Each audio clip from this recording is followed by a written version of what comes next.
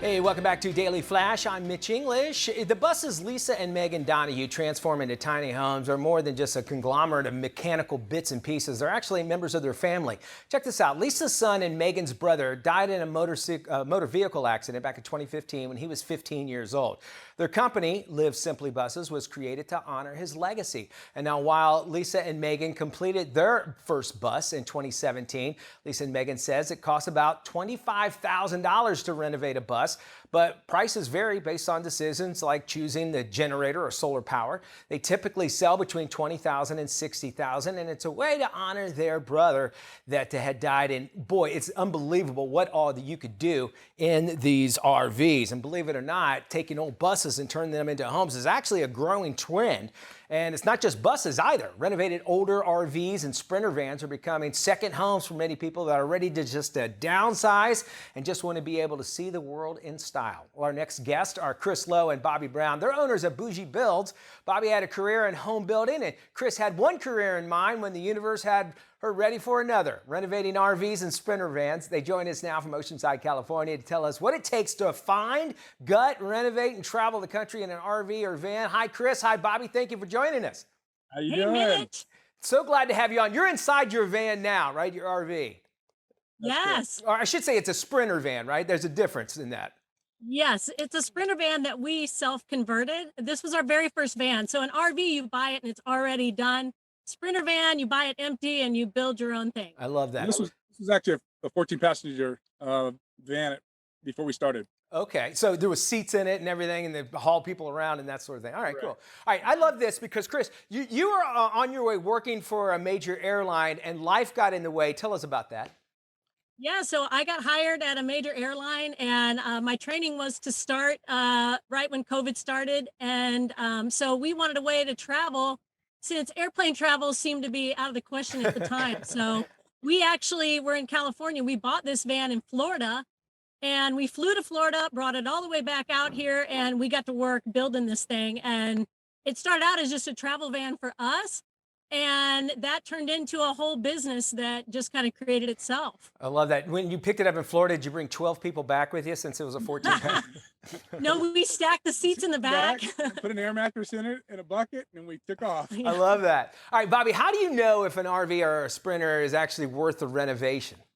And it all depends on really what you're getting. Now, we've seen them all the way back to, dating years ago, and then even up to the present time, the brand new vans they're rebuilding. But depending on what is in it, what you have to do to it. So you're seeing some of our builds there where we're just kind of taking the inside and making it look pretty.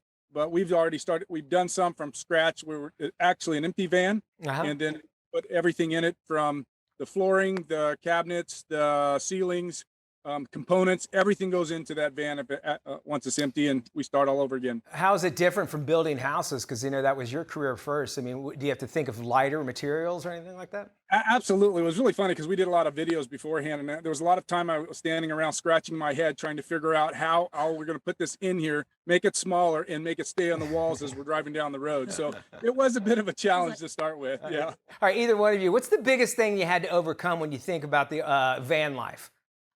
I would say the biggest thing is emptying your own toilet. Yeah. Something you don't think about that when you're in a house. Yeah. And also conserving water and just living in this whole space. It's all one room, Yeah. So it's just a tiny little house, and you just have to get used to conserving and actually bumping into each other a lot. That's another thing. Yeah. Downside. I can imagine that. You've now built for other people. That's probably kind of gotten your way a little bit, is doing as much travel as you like. Have these gas prices affected where you go, where you travel? Well, not really, because, if you want to go, you want to go. Yeah. And, we just went from California to North Carolina to Florida and back. And gas prices were going up, up, up as we went along, and we're a diesel, our van's a diesel. So Oh, wow. diesel prices all kind of stayed up high, but we get like 18 miles a gallon or whatever. And I mean, it is what it is. You can't change it. So We were hoping when we got out of California that they would start dropping a little bit, and we saw the regular gas prices dropping, but diesel seemed to stay about the same all the way across the country. So, I think the most we paid was like $5.60, something like that. Wow. a gallon of diesel. It's still Yeah, but the a good lot. thing is though, Mitch, is we never paid for a hotel. Yeah. This is So- true. We were gone for almost a month, And- never paid for a place to sleep. And I've stayed at hotels where I had to clean out my own toilet too. So trust me, you probably did. We appreciate that. What advice would you give somebody who wants to live the van life? Oh, I would say for one thing, you gotta downsize and be okay with being a minimalist. Okay. When you travel, you just bring a few things. You don't need everything. And really just simplify your life.